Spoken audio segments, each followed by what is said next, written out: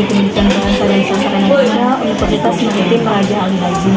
Jadi di sini saya izin untuk mewawancarai Ibu tentang belajar. Sebelumnya Bu izin untuk memperkenalkan Ibu kita. Boleh.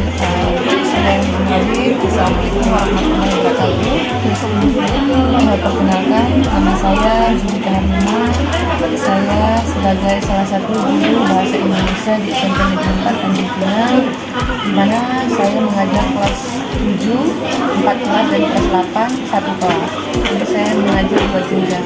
Kemudian alhamdulillah saya juga dikasih kepercayaan untuk memegang perpustakaan SMP Negeri 4 sebagai pengelola perpustakaan. Langsung saja Bu dengan pertanyaannya, bagaimana Ibu dalam memahami bahan ajar yang dibuat atau dirancang untuk peserta didik Ibu? Kalau ditanya mengenai bahan ajar, tahun ini adalah tahun pertama SMP Negeri 4 menggunakan kurikulum Merdeka, karena sekolah kita ada 2 kurikulum ya, kurikulum Merdeka 1, kurikulum 413 1 untuk kelas 7 ini tahun pertama. Jadi kami masih tahap pembelajaran ya.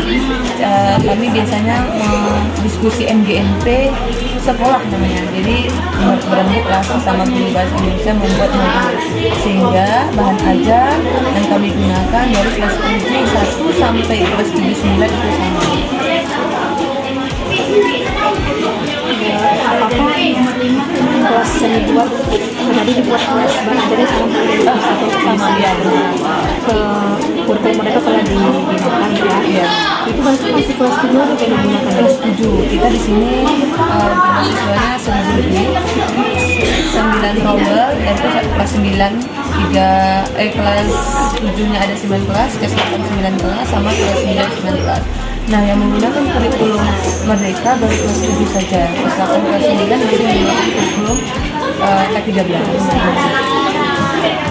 Jenis bahan ajar apa yang sering Ibu gunakan dalam lisun pembelajaran? Biasanya memang kami lebih yang praktis ya, biasanya itu PowerPoint, membayangkan karena ini kurikulumnya kurikulum Merdeka, anak-anak lebih banyak yang aktif dalam nonton, melihat PowerPoint. Nanti mereka lebih aktif dalam bercerita setelah mereka saya tampilkan materi, nanti mereka berkelompok, nanti mereka bercerita di depan ya. Seperti teks narasi, teks deskripsi.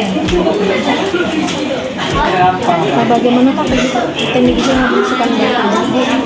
Kalau tekniknya seperti biasa, hanya kami mengambil beberapa referensi seperti menggunakan paket dari pemerintah, kemudian saya dipegang buku referensi, ditambah lagi dengan buku pendamping, yaitu seperti kalau zaman dulu itu ini kita pegang dari 3 buku ini kami rangkum, kami bikinlah PowerPoint, kami bikin bahan ajar yang mudah, mana kira-kira yang paling ada untuk materinya, kita lihat dulu kesesuaian materi. Bagaimana cara menerapkan bahan ajar dalam pembelajaran di kelas?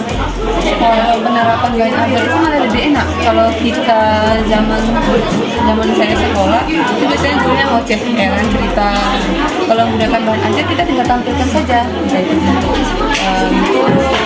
entah itu bentuk PowerPoint, nanti mereka kita kasih waktu 25 menit saja itu mereka sudah bisa memahami, karena akan lebih mudah jika kita berbicara. Karena bicara dari 40 anak atau 30 kelas, kita hanya setengah yang memahami, tapi kalau mereka cerita mereka lebih enak. Nanti itu ulangannya memang satu kelas, jadi ada fokus kan, kita bikin tekan lupa. Apakah para peserta didik sekolah sering antusias atas pembelajaran bahan ajar yang dibuat? Alhamdulillah sampai saat ini setelah kami gunakan bahan ajar, anak-anak yang antusias. Ini ada film apa? Keluarnya apa kegiatannya? Jadi kita baru mau masuk itu dia udah bertanya apa materi yang akan diajarkan.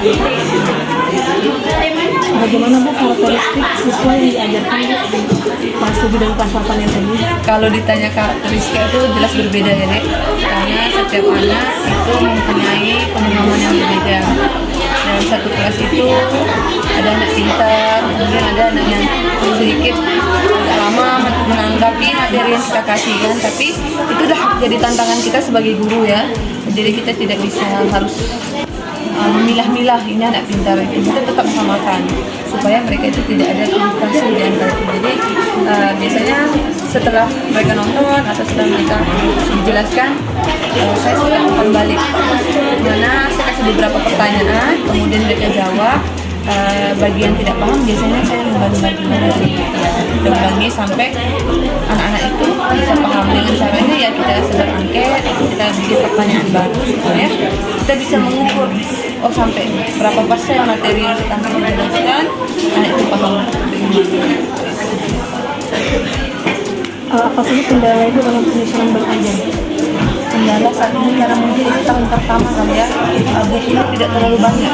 Kalau kurikulum K13 buku itu banyak dari referensi, dari kadang kami dapat sumbangan dari dinas pendidikan itu ada buku. Jadi semakin banyak buku yang referensi yang kita gunakan, semakin enak kita comot sini, ambil sini sedikit materinya kan. Karena itu kurikulum baru, jadi bukunya memang satu guru itu hanya memegang 2 buku, satu buku siswa, satu buku guru yang digunakan. Berarti siswa-siswanya dapat buku dari pemerintah yang kelas 7 kurikulum Merdeka? Tetap dapat, satu orang cuma satu buku siswa ya. Kalau buku guru, gurunya dapat satu buku siswa, satu buku guru. Bagaimana solusi yang Ibu ambil dalam kendala penyusunan dan ajar bukan kendala? Kalau biasanya ada kendala, ibu biasanya lebih sering bertanya sama guru-guru yang sudah senior kan. Walaupun mereka tidak mengajar kelas 7, tapi mereka lebih paham. Kalau sekiranya ini tidak bisa kita gunakan dan ajar, kita pakai metode lama aja. Biasanya mereka kasih solusi diskusi lah. Karena di sekolah itu ada MGMP sekolah. Jadi kami di sini guru bahasa Indonesia ada 7. Jadi biasanya kami tanya sama guru-guru yang mereka yang udah berpengalaman, Bu, ini kayaknya nggak cocok lah Bu, materi ini kami gunakan metode ini. Ya udah, berarti kita ganti metodenya. Terus mereka kasih metodenya. Baik Bu, itu saja yang dapat saya mewawancara Ibu. Terima kasih atas waktunya. Saya tutup. Wassalamualaikum warahmatullahi wabarakatuh. Waalaikumsalam warahmatullahi wabarakatuh. Sesuatu yang paling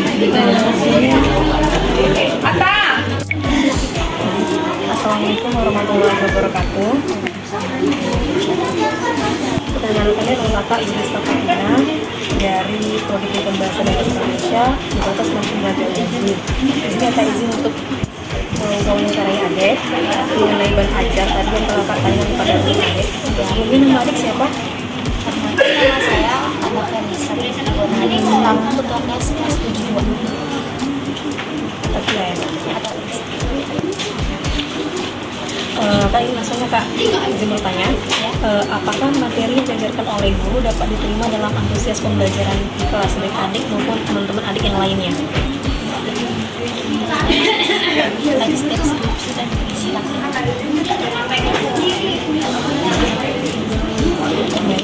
Apakah ada dalam proses belajar menggunakan media lain selain buku? Iya, Seperti contohnya apa ya? ada PowerPoint dan nonton video.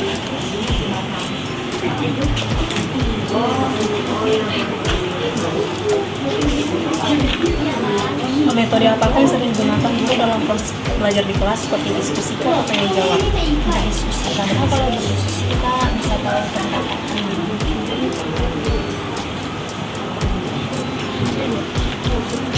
Apakah dalam proses belajar mulai menggunakan media elektronik seperti HP? Kemarin pada kegiatan webinar kita menggunakan HP atau laptop untuk mencari informasi.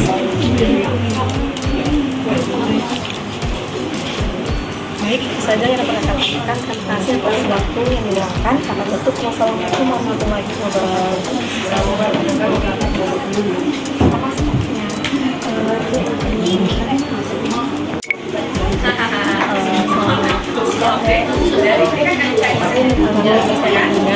salah satu mahasiswi Prodi Pendidikan Bahasa dan Sastra Indonesia Universitas Prodi Al-Haji.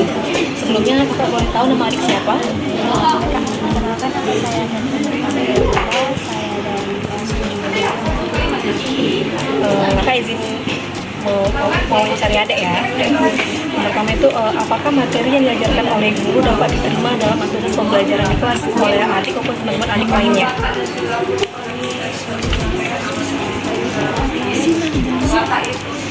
rumah apa yang materinya diberikan dan bisa memahami secara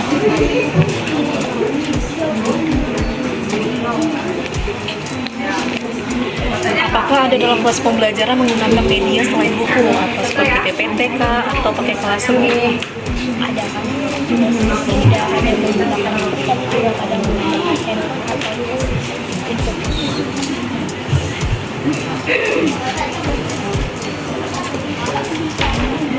Metode apakah yang sering digunakan dalam proses belajar di kelas oleh guru seperti diskusi kah, atau tanya jawab, atau hanya mendengarkan guru saja pada saat penjelasan di depan kelas?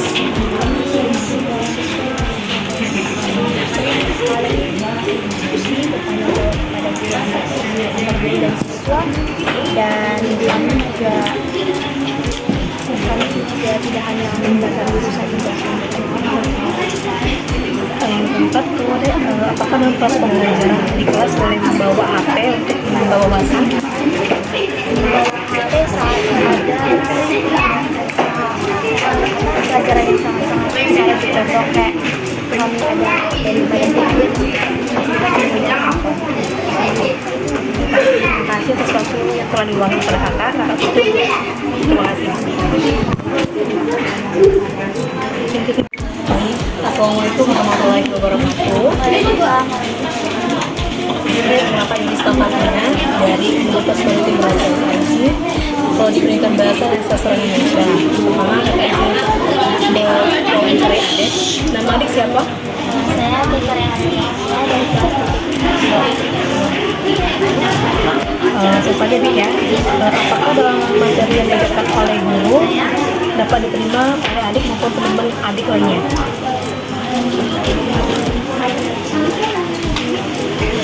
Apakah dalam proses pembelajaran menggunakan media selain buku deh, seperti PPT atau pakai Classroom atau pakai rumah belajar, aplikasi lainnya? Seperti apa ya?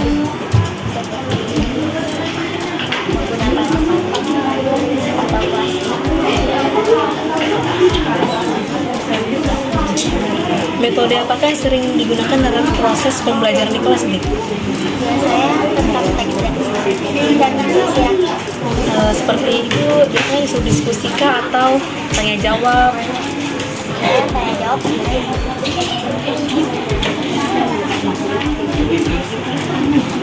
Apakah dalam proses pembelajaran boleh membawa HP untuk menambah wawasan adik? Boleh. Baik, terima kasih atas waktu yang telah diberikan. Kakak tutup. Wassalamualaikum warahmatullahi wabarakatuh.